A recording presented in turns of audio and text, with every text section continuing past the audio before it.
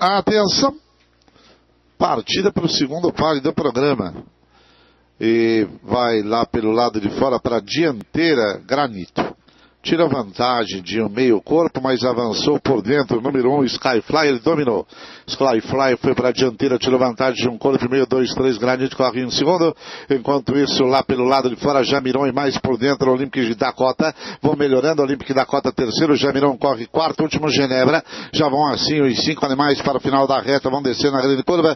E a ponta é do número 1, Skyflyer, tem um corpo e meio, 2. Enquanto pelo lado de fora, corre na segunda colocação, o Granito. Em terceiro aparece Olympic Dakota, Jamiron vai em quarto, Genebra vai em último, segunda parte da curva, Skyflyer manda na carreira um corpo e meio, 2, Granito vai em segundo, Olympic Dakota, terceiro, Jamiron e Genebra vão quarto e quinto colocados, já abordam na cabeceira da reta de chegada, e a ponta é sempre de Skyflyer, um corpo inteiro, Granito segundo, Olympic Dakota, terceiro, Jamiron em quarto, Genebra em quinto, avançando por dentro de Jamiron, contornaram a última curva e entraram pela reta final, Skyflyer na ponta, Granito empurradão, vai no segundo, Jamiron também pegado duro pela Josiane e começa a evoluir pelo lado de fora, cruzar os 300 metros na Skyfly na ponta, enquanto o Genebra ganhou terreno amplo lá por dentro e já tomando a segunda, vem atrás de Skyfly, Jamiron não rende nada, cruzar os 150, Skyfly na surra do Rogério, avança por fora Genebra, emparelha, vai tentar dominar, Skyfly, Genebra, Skyfly,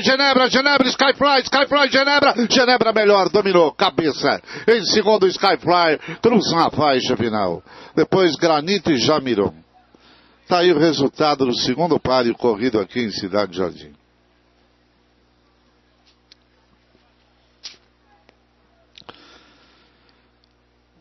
Vitória de Genebra, paga 2,80 e exata é a 3,1.